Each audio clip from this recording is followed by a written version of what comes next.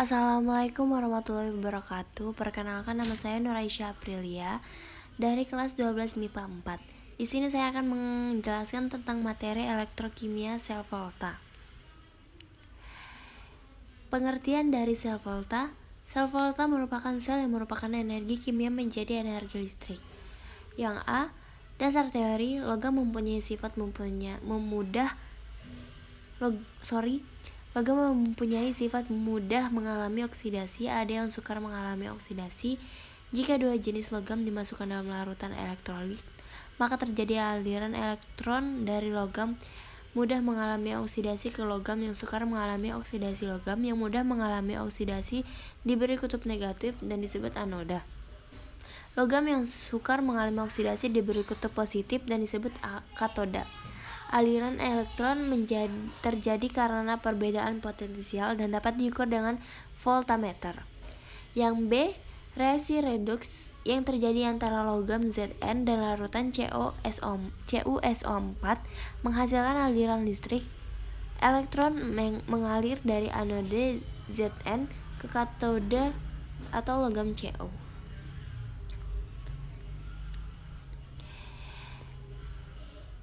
Anoda negatif yaitu Zn menghasilkan Zn2+ ditambah 2E oksidasi. Katoda plus yaitu Cu2+ ditambah 2E menghasilkan Cu reduksi.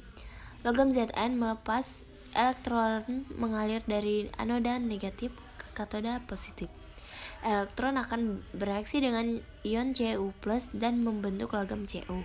Akibatnya muatan pada gelas kimia 2 seperti gambar ini akan kelebihan ion SO42- atau kelebihan muatan negatif.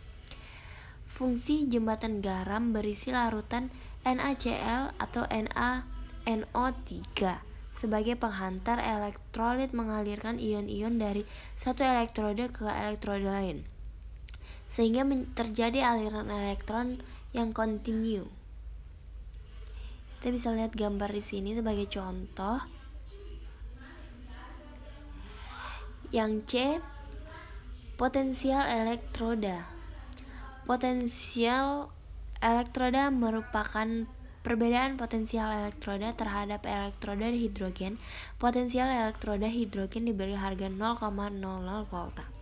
Yang D, potensial elektroda standar E0 merupakan perbedaan potensial elektroda suatu logam terhadap elektroda hidrogen yang diukur pada suhu 20 derajat Celcius, tekanan 1 atm dan pada 1 m.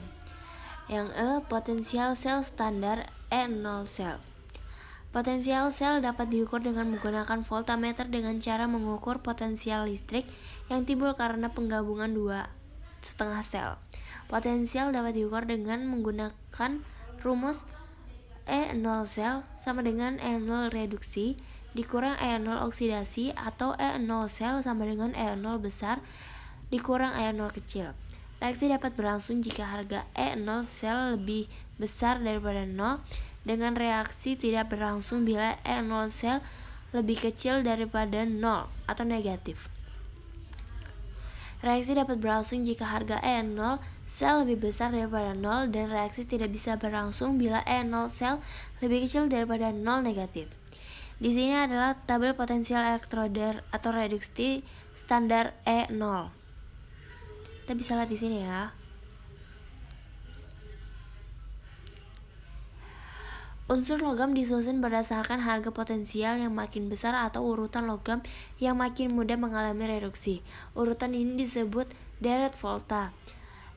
Kita bisa menyebutkannya yaitu K, Ba, Ca, Na, Mg, Al, Mn, H2O, Zn, Cr, Fe, Cd, Co, Ni, Sn, Pb, Hcu, Hg, Ag, Pt, Au. Dari kiri ke kanan bersifat makin mengalami reduksi atau oksidator makin kuat. Paling kiri paling mudah mengalami oksidasi, reduktor ya kuat. Suatu logam dalam deret volta mampu mereduksi ion-ion di sebelah kanannya tetapi tidak mampu mereduksi ion-ion di sebelah kirinya. Contoh, Zn ditambah 2HCl menghasilkan ZnCl2 ditambah H2. Ag ditambah HCl tidak bereaksi. Zn ditambah 2H plus menghasilkan Zn2 plus ditambah H2. Ag ditambah H plus yaitu tidak bereaksi. Yang F, notasi sel volta atau diagram sel volta.